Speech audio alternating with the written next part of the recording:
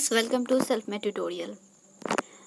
आज हम देखेंगे जो हमने पार्ट 1 वीडियो डाला था, एमएड का MGKV का यानी महात्मा गांधी काशी विद्यापीठ का जो एग्ज़ाम हुआ था 18/10/2020 को। उसका हमने 1 से लेकर 50 तक का क्वेश्चन आंसर कर लिया है, एक्सप्लेनेशन। अब हम देखेंगे 51 से 100 तक का क्वेश्चन, ओके। आंसर की उसका आंसर देखेंगे कि क्या होता है उसका आंसर, ठीक है। तो अगर आपने फर्स्ट वीडियो नहीं देखा है तो आप फर्स्ट वीडियो पार्ट 1 देख ले 1 से 50 के लिए। और अगर और भी कुछ क्वेरी हो या आपको कोई प्रॉब्लम हो तो आप हमारे टेलीग्राम चैनल से जुड़ सकते हैं। वहाँ पे आपको सारे डाउट्स क्लियर कर दिए जाएंगे। और जो भी अपकमिंग एग्ज़ाम है या कम्पिटिटिव एग्ज़ाम है या एमएड एंट्रांस एग्ज़ाम है या जो भी हो, सीटेट वगैरह, वहाँ पे आपको नोट्स अवेलेबल हो जाएंगे, ठीक है। तो चलिए हम देखते हैं 51 से। यहाँ पे दिया है कि कलकत्ता विश्वविद्यालय आयोग का अध्यक्ष कौन था। तो इसका जो है सी होगा। आपको पता है कि इसे सैडलर आयोग भी कहते हैं। कलकत्ता विश्वविद्यालय को सैडलर आयोग क्यों कहते हैं? तो जो इनके अध्यक्ष थे ये माइकल सैडलर थे, इसीलिए उनके नाम पे ही सैडलर आयोग भी कहा जाता है। तो इसका आंसर होगा सी। नेक्स्ट है चार्ल्स जूड के द्वारा अधिगम के स्थानांतरण के किस सिद्धांत को प्रस्तुत किया था। चार्ल्स वुड के द्वारा अधिगम के स्थानांतरण के किस सिद्धांत को प्रस्तुत किया, मतलब उन्होंने किस सिद्धांत को प्रस्तुत किया था। तो उसका जो आंसर होगा ये हो गया सामान्यीकरण का सिद्धांत। क्या होगा आंसर? ए, ठीक है। Theory of generalisation. ये अधिगम के स्थानांतरण क्या है ये आपको पता ही होगा, यानी कि ये पॉजिटिव और निगेटिव होता है। अगर हम कुछ सीखते हैं तो उसका जो है नेक्स्ट हमें फ्यूचर में भी काम दे तो वो पॉजिटिव होता है, यानी जो हमें लाभ दे। जो हमने सीखा, जैसे हमने साइकिल चलाना सीखा, उससे हमें जैसे बाइक चलाना सीखते हैं तो हम अलग भी उसके बाद जैसे ये जो है लर्निंग ट्रांसफ़र ये बहुत टाइप्स के होते हैं। जैसे हम बाइक चलाते हैं तो दूसरा और भी बाइक चला सकते हैं, तो ये लैटरल हो जाता है, ठीक है। और जैसे हम ये कार चलाते हैं तो उससे हम ट्रक भी चला सकते हैं, तो ये पॉजिटिव हो गया, ठीक है। इसी टाइप का जैसे साइकिल हम चलाना सीखते हैं तो हमें ये मोटर बाइक चलाने में हमें प्रॉब्लम होगी, तो ये नेगेटिव लर्निंग ट्रांसफ़र हो गया, ठीक है। तो इससे अगर आपको कुछ नोट्स वगैरह चाहिए, मटेरियल वगैरह चाहिए, तो आप हमारे Telegram channel self made tutorial से जुड़ सकते हैं, ताकि आपको सीटेट वगैरह क्रैक करने में आपको आसानी हो, ठीक है। तो चलिए हम नेक्स्ट क्वेश्चन देखते हैं। कौन सा कथन अनौपचारिक शिक्षा के संबंध में सही नहीं है? तो यहाँ पे दिया है परीक्षा आवश्यक है, प्रवेश आवश्यक है, परीक्षा आवश्यक नहीं है, स्थान व समय निश्चित नहीं है। तो कौन सा कथन अनौपचारिक शिक्षा के संबंध में सही नहीं है? तो औपचारिक और अनौपचारिक दो प्रकार की शिक्षा होती है। तो ये जो अनौपचारिक होते हैं बच्चे के अकॉर्डिंग दिया जाता है, ठीक है। तो परीक्षा आवश्यक नहीं है, ये भी सही है। स्थान व समय निश्चित नहीं है, ये भी सही है। प्रवेश आवश्यक है, ये भी सही है। लेकिन परीक्षा आवश्यक है, ये कोई जरूरी नहीं, ठीक है। तो ये रहा आपका, इसका जो आंसर होगा वो हो जाएगा ए, ठीक है। अब हम देखते हैं नेक्स्ट क्वेश्चन। देखिए 44, विचारों की समस्त पद्धतियाँ उनके परिणामों द्वारा सत्यापित होती है, किस दर्शन का मूल है? तो आपको पता होगा विचार, जहाँ विचार आएगा यानी आइडियलिज्म, तो इसका जो होगा आंसर होगा आइडियलिज्म होगा, ठीक है, यानी आदर्शवाद। पैडागॉजी किससे जुड़ा हुआ है? यानी पैडागॉजी जो बोल रहा है, तो शिक्षण शास्त्र होता है, शिक्षा शास्त्र होता है, आपको पता है। तो इसका आंसर जो होगा डी होगा, शिक्षण कार्य से जुड़ा हुआ है, ठीक है। नेक्स्ट क्वेश्चन है, परम शून्य मापन में अवस्थित रहता है, मतलब एब्सोल्यूट जो होता है, जीरो जो होता है, तो वो किस में उपस्थित होता है? तो आपको पता है 4 स्केल है, nominal, ordinal, interval and ratio. तो ये नॉमिनल में जो होता है सिर्फ क्वालिटी के बेस पे इसका डिवीजन किया जाता है किसी भी डाटा को, ओके। इन क्रमिक ऑर्डर में डिवाइड किया जाता है, जैसे छोटा बड़ा ऐसे हम उसको ये करते हैं, मापते हैं। एंड इंटरवल में जैसे होता है 5 से 10, 10 से 15, तो ये इंटरवल हो गया, ठीक है। इसमें जो होता है आर्बिट्ररी जीरो होता है, ठीक है। इसमें यानी कि किसी भी गुण की जो गुण होता है वो शून्य नहीं हो सकता, ठीक है। लेकिन रेशियो जो स्केल होता है उसमें एब्सोल्यूट जीरो होता है, ठीक है। एब्सोल्यूट जीरो किस में होता है? रेशियो स्केल में, ओके। तो ये रहा। हाँ, एक और बात मैं आपको बताना था हमें, वो जो आपका गेस्टाल्ट का अर्थ था, कुछ नंबर क्वेश्चन नंबर याद नहीं है लेकिन पार्ट 1 में, तो उसका जो आंसर होगा उसका सेप आंसर होगा, ठीक है। जो जैसे ये होता है ना, जैसे गेस्टाल्ट, जैसे साइकोलॉजी के बहुत सारे स्कूल हैं तो उसमें अपने अपने अलग अलग विचार दिए गए हैं। तो गेस्टाल्ट में जो है होल, एज अ होल के रूप में बहुत उस पर बल फोर्स किया गया है कि किसी भी चीज़ को हमें सीखने से पहले हमें सारे को अच्छे से परसेप्शन करते हैं। लेकिन गेस्टाल्ट का जो मीनिंग है वो होता है फॉर्म या शेप, ठीक है। तो आप लोग देख लीजिएगा। चलिए नेक्स्ट हम देखते हैं, गति निर्धारक स्कूल होता है नवोदय विद्यालय, ठीक है। नेक्स्ट क्वेश्चन है, भारत में प्रथम मुक्त विश्वविद्यालय स्थापित हुआ था 1982 में, ठीक है। ये होगा इसका आंसर। ये जो होता है आंध्र प्रदेश में जो है अंबेडकर ओपन यूनिवर्सिटी जो है वो है। और 1985 में, बहुत सारे बच्चे लगाए होंगे 85 इग्नू का, लेकिन फर्स्ट जो है आपका आंध्र प्रदेश में हुआ था 1982 में। इसका आंसर होगा ए। चलिए नेक्स्ट क्वेश्चन देखिए। नेक्स्ट क्वेश्चन जो है, भारतीय शिक्षा का महाधिकार पत्र किसे कहा जाता है? यानी मैग्ना कार्टा, ठीक है। तो इसे किसे कहा जाता है? तो ये है वुड का घोषणा पत्र, ठीक है। नेक्स्ट है, सेखी मारना एक प्रकार है। यानी ये जो बोल रहा है ये identification, projection, compensation and sublimation. तो ये जो है डिफेंस मैकेनिज्म होता है। तो इसमें आई थिंक इसमें कुछ डाउट है, आप भी हमें कमेंट करके बताइएगा कि इसका क्या होगा। मुझे लग रहा है आइडेंटिफिकेशन, यानी सेखी मारना, यानी अपने मुंह में या मिट्टू जैसे होता है ना, अपनी बड़ाई खुद करना, ठीक है। तो आई थिंक इसमें जो हो जाएगा आइडेंटिफिकेशन, मुझे लग रहा है। आपको क्या लग रहा है आप ये बताइएगा, ठीक है। मैं जैसे ये डाउट क्लियर होंगे मैं आपको बता दूँगी। ये डाउट वाला क्वेश्चन है, ठीक है। प्रोजेक्शन तो हो जाता है जैसे नाच ना जाने आंगन टेढ़ा। कंपेंसेशन यानी कि हम कुछ काम कर रहे हैं और नहीं हो पाया तो हम दूसरा काम कर लिए, और ये अभी अलग है। तो आई थिंक आइडेंटिफिकेशन है, ओके। चलिए नेक्स्ट देखते हैं क्वेश्चन। शिक्षा के अभिकरण के प्रमुख प्रकार यानी एजेंसी कितनी है? तो इसका जो आंसर हो जाएगा आपका 3 हो जाएगा, ठीक है। हाँ 3 होगा एजेंसी। देखिए ये भी थोड़ा डाउट लग रहा है लेकिन 3 ही होगा, आप भी देख लीजिएगा। नेक्स्ट क्वेश्चन है, किसने इस बात पर बल दिया था कि शिक्षा का उद्देश्य बच्चों में विश्व बंधुत्व की भावना और अंतर्राष्ट्रीय समझ का विकास होना चाहिए, ठीक है। तो इसका जो आंसर होगा टैगोर होगा, टैगोर ने कहा था, ठीक है। नेक्स्ट क्वेश्चन है, संप्रेषण प्रक्रिया में संप्रेषण का गहन प्रभाव बढ़ा सकता है शोर, अभिनवीकरण, पृष्ठपोषण, कोई नहीं, ठीक है। तो इसमें जो है noise, co orientation, feedback and none of the above. तो इसमें क्वेश्चन क्या बोल रहा है, संप्रेषण प्रक्रिया में संप्रेषण का गहन प्रभाव बढ़ा सकता है। आई थिंक को ओरिएंटेशन होगा, ठीक है। इसमें भी थोड़ा डाउट है लेकिन को ओरिएंटेशन ही होगा, मैं क्लियर नहीं बता रही हूँ लेकिन को ओरिएंटेशन ही होगा, ठीक है। आप भी देखिएगा, ओके। नेक्स्ट क्वेश्चन देखते हैं, निम्नलिखित में से कौन अप्रचलित संख्या की परीक्षण है, यानी नॉन पैरामीट्रिक, ठीक है।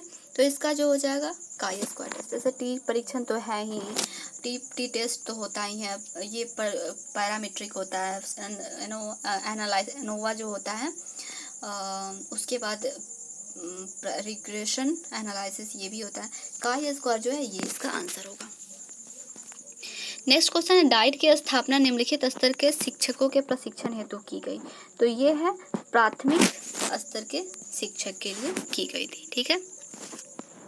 नेक्स्ट क्वेश्चन है, विश्व योग दिवस कब मनाया जाता है? तो इसका जो आंसर हो जाएगा ए हो जाएगा 21 जून। अभी अभी वैसे भी फिलहाल में ये हुआ था लॉकडाउन के टाइम।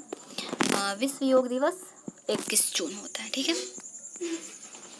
उसके बाद है किस बीमारी में हड्डियां सूख जाती है, ठीक है। तो इसका जो होता है ये सूखंडी यानी रिकेट्स में होते हैं। ये विटामिन डी की कमी के कारण होता है, ठीक है। और जो होता है ये बच्चों में होता है अधिकांशतः, और बड़ों में एडल्ट्स में जो होता है ऑस्टियोपोरोसिस होता है, ठीक है। यानी हड्डी का जो बोन्स होते हैं उनका क्षय होने लगता है विटामिन डी की कमी के कारण, ठीक है। इसीलिए बोला जाता है मॉर्निंग में जो रेड जो किरण निकलती है उसके सामने खड़े होने से विटामिन डी भरपूर मात्रा में मिलती है। तो आप लोग भी खड़े होने की मतलब सुबह में वॉकिंग करने की इसलिए वॉकिंग किया जाता है ताकि वो किरण जब पड़े तो उसे अधिकांश मात्रा में विटामिन डी मिलती है। विटामिन डी आपको पता है भोजन में किसी भी भोजन में नहीं मिलती। हाँ, नॉनवेज में थोड़ा सा मिल जाता है, लेकिन सबसे ज़्यादा मिलता है आपको सूरज के किरण से, सुबह का, मॉर्निंग का। ओके, चलिए नेक्स्ट क्वेश्चन देखते हैं क्या है। नेक्स्ट क्वेश्चन है यह सिखाना कि बड़ों का आदर कैसे किया जाए तथा उनसे बात कैसे की जाए, यह उदाहरण है। ये है आपका समाजीकरण का। समाजीकरण में ही बच्चों को समाजीकरण उससे सिखाया जाता है कि वो कैसे अपने आप को एडजस्ट कर सकेंगे, कैसे किसी का आदर करना है, कैसे किसी का सम्मान करना है, किसी के साथ कैसे बिहेव करना है, ठीक है। तो ये होता है समाजीकरण का। नेक्स्ट क्वेश्चन है न्याय दर्शन के प्रतिपादक कौन है? तो न्याय दर्शक के प्रतिपादक जो है महर्षि गौतम है, ठीक है। इसका एक बहुत ही अच्छा ट्रिक अभी याद नहीं है, आपको मैं टेलीग्राम पे शेयर कर दूंगी। वहाँ पे सारे इंडियन जो ये फिलॉसफी है, मतलब स्कूल्स हैं, इंडियन स्कूल्स फिलॉसफी का, उसे याद करने का बहुत ही अच्छा ट्रिक है। मैं आपको टेलीग्राम पे शेयर कर दूंगी, आप वहाँ से ले सकते हैं। वो बहुत सारे ऐसे ट्रिक हैं जो इसे याद करेंगे तो आपको नेट JRF में भी आपको हेल्प मिलेगा। तो अगर आप एजुकेशन से कर रहे हैं तो आपको नेट की प्रिपरेशन करनी ही करनी है, तो आप हमारे टेलीग्राम से जुड़ सकते हैं। वहाँ पर आपको सारे नोट्स अवेलेबल कराए जाएंगे, नीट हो या सीटेट हो या एजुकेशन से रिलेटेड सारे नोट्स। ओके, चलिए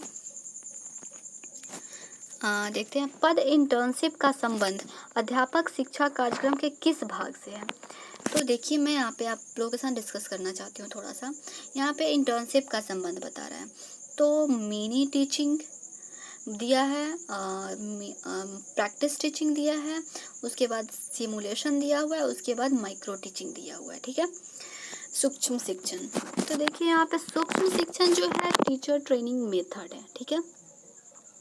और सिमुलेशन जो है टीचर के व्यवहार में परिवर्तन के लिए किया जाता है, और मिनी टीचिंग वो अलग है।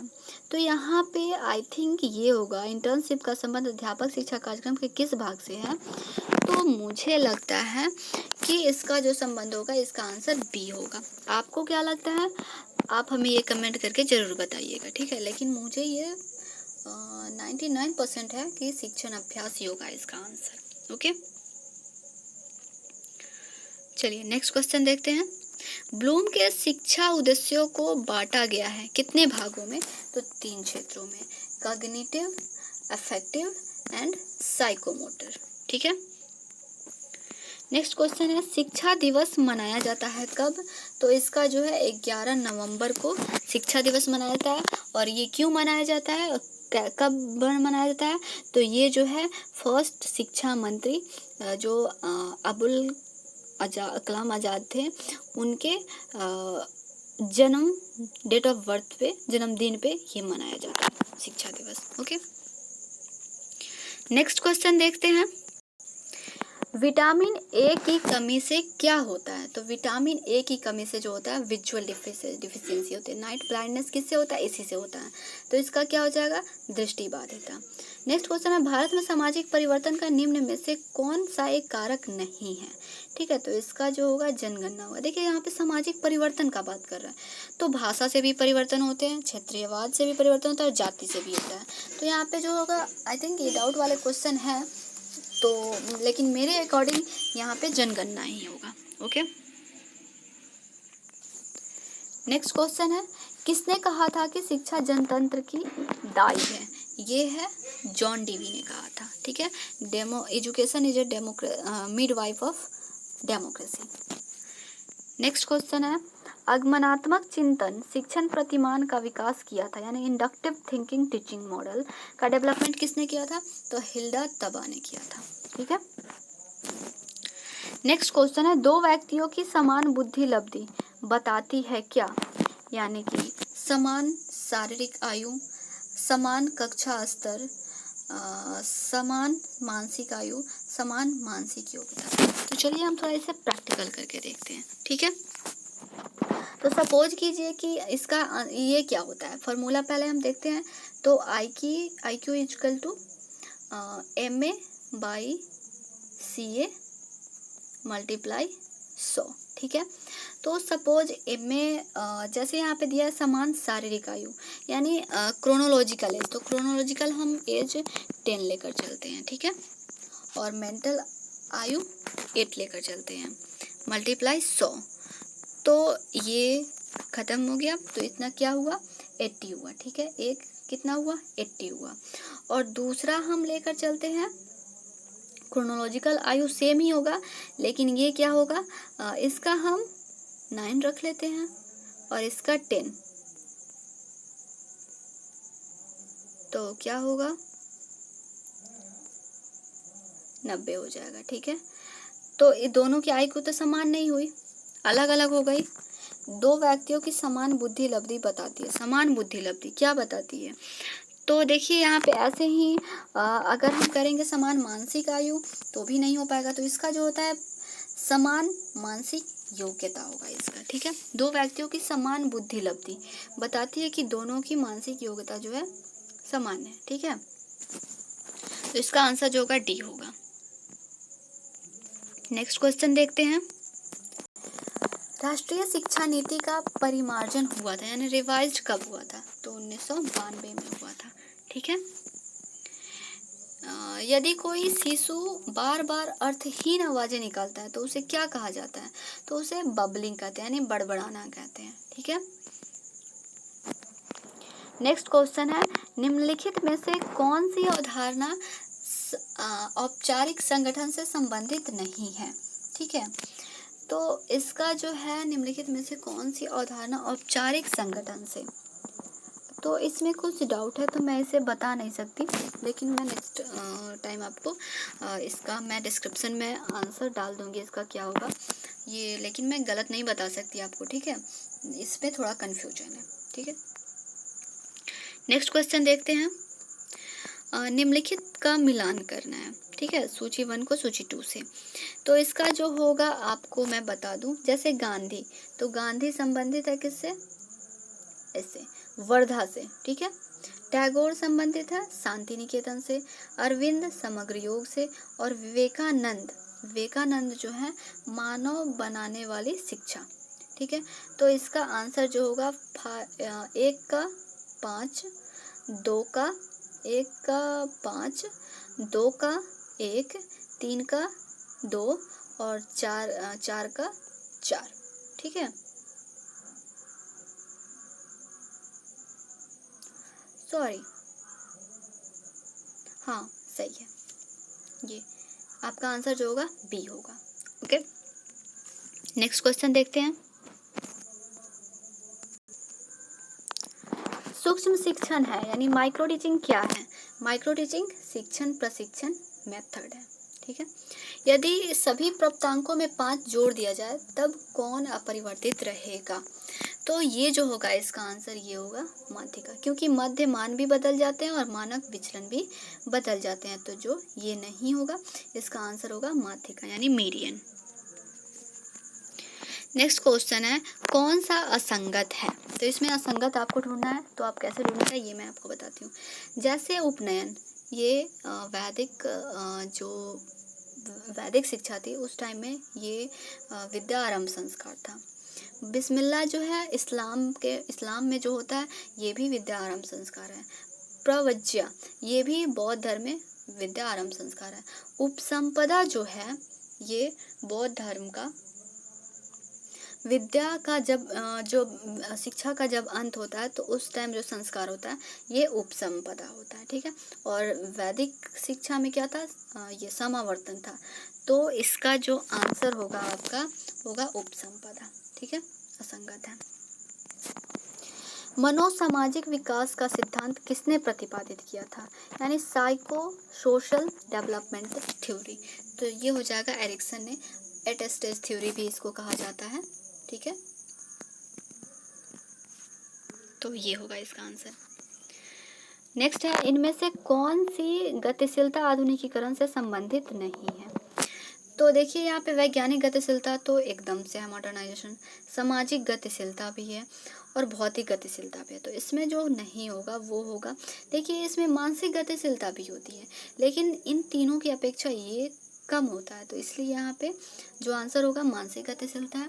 और मैं अगर आपको ऐसे कहूँ तो ये डाउट वाले क्वेश्चन भी है, लेकिन इसका जो आंसर होगा मानसिक गतिशीलता ही होगा। अगर इसमें कुछ गड़बड़ी हो, अगर दूसरा भी अगर आंसर की के अकॉर्डिंग आ सकता है तो हो भी सकता है, लेकिन इसका आंसर जो होगा ए ही होगा। चलिए नेक्स्ट क्वेश्चन देखते हैं। दर्शन की वह शाखा जो यथार्थ के मुद्दों से संबंधित है वो है मेटाफिजिक्स यानी तत्व मीमांसा, और ज्ञान जो है किससे है, ट्रुथ से, और मूल्य मीमांसा एक्जियोलॉजी ये जो होता है वैल्यू से। और तर्कशास्त्र जो है मूल्य मीमांसा का ही, मूल्य मीमांसा को 3 भागों में बांटा जाता है, तो ये होता है तर्कशास्त्र, उसी में एक आता है, ठीक है। वैसे आपको अभी इतना नहीं पढ़ना था, हाँ नेट के लिए आपको पढ़ना है। तो अगर आप नेट का प्रिपरेशन करें तो आप हमारे Telegram self made tutorial Telegram से जुड़ सकते हैं, वहाँ पे आपको सारे नोट्स अवेलेबल हो जाएंगे और नेट के सारे क्वेश्चन सिलेबस जो भी हैं आपको टेलीग्राम पे अवेलेबल करा दिए जाएंगे। चलिए नेक्स्ट हम देखते हैं क्वेश्चन। निम्न में से कौन विश्वसनीयता मापन की एक विधि है।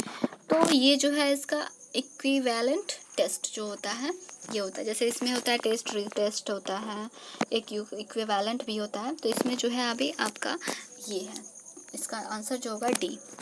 विद्यालय संकुल का संप्रत्यय दिया था किसने, स्कूल कॉम्प्लेक्स का।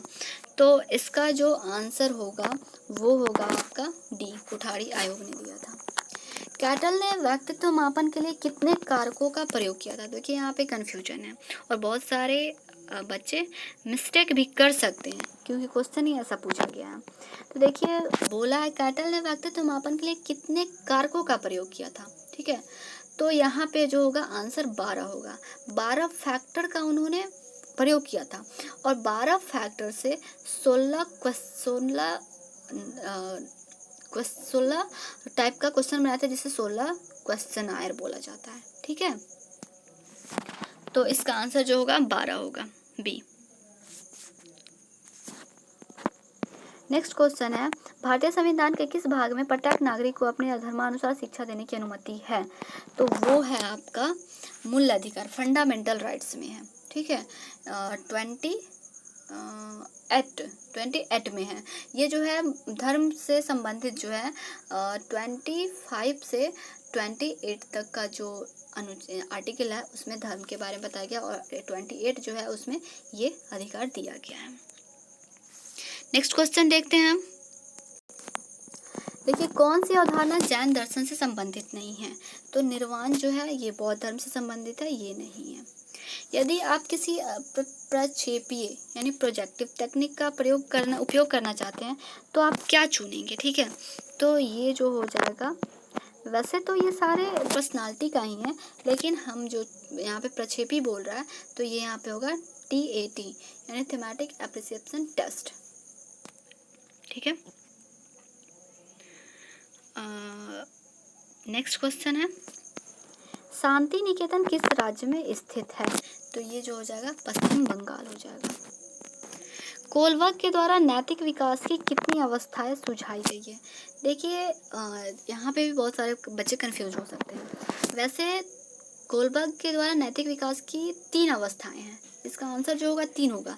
अगर सब स्टेज पूछता तो यहाँ पे 6 होता, लेकिन स्टेज पूछ रहा है तो इसका 3 होगा और इसे 2-2 भागों में सब स्टेज में डिवाइड किया गया, तो मेनली इसका आंसर होगा सी। नेक्स्ट क्वेश्चन है, किसने कहा कि शिक्षा सामाजिक परिवर्तन नहीं लाती, अपितु सामाजिक परिवर्तन शिक्षा है। ठीक है, तो ये जो है दुर्खिम ने बोला है, इसका आंसर क्या होगा? दुर्खिम। नेक्स्ट क्वेश्चन देखते हैं। आदर्शवादियों ने सर्वाधिक बल दिया था किस पे? तो अनुशासन पे। इनके अनुशासन को हम प्रभावात्मक अनुशासन भी कहते हैं। ठीक है, नेक्स्ट क्वेश्चन है, रोसड़ा स्याही धब्बा परीक्षण किस प्रविधि के उपयोग का उदाहरण है? तो ये जो है प्रक्षेप यानी प्रोजेक्टिव टेक्निक का। नेक्स्ट क्वेश्चन है, केंद्र सरकार शिक्षा के क्षेत्र में कानून बना सकती है क्योंकि शिक्षा है समावर्ती सूची में। ठीक है, राज्य भी बना सकता है और केंद्र भी बना सकता है।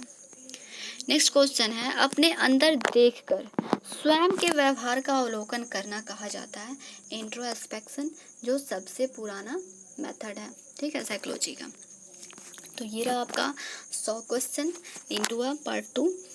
तो चलिए आप लोग अपना आंसर चेक कीजिए और हमें बताइएगा आपका कितना आपका सही हुआ है। ठीक है, ओके। तो अगर आपको इससे हेल्प मिला हो तो वीडियो को लाइक करना ना भूलें। कमेंट आया था कि सेकेंड इसका पार्ट कब आया, तो मैंने सोचा बच्चों में ज़्यादा ये रहेगा कि मेरा आंसर की कैसे पता चले, तो मैंने सोचा आज ही मैं इसको बना दूँ। ठीक है, तो आपको यह वीडियो अच्छा लगा हो तो लाइक करना ज़रूर बनता ही है, ताकि हमें भी मोटिवेशन मिले कि आपको थोड़ा सा हेल्प मिला है। ओके, तो थैंक यू सो मच, और ज़्यादा से ज़्यादा अपने फ्रेंड्स में शेयर करें ताकि वो भी अपना आंसर की मैच कर सकें। So take care. अगर कोई प्रॉब्लम हो या अगर आप नेट का प्रिपरेशन करना चाहते हैं, नोट्स वगैरह चाहते हैं, तो आप हमारे टेलीग्राम चैनल से जुड़ सकते हैं। वहाँ पे आपको सारे नोट्स अवेलेबल कराए जाएंगे। ठीक है, टेलीग्राम का लिंक डिस्क्रिप्शन में दिया हुआ है। So thank you so much for watching this video. Take care, bye bye, good night.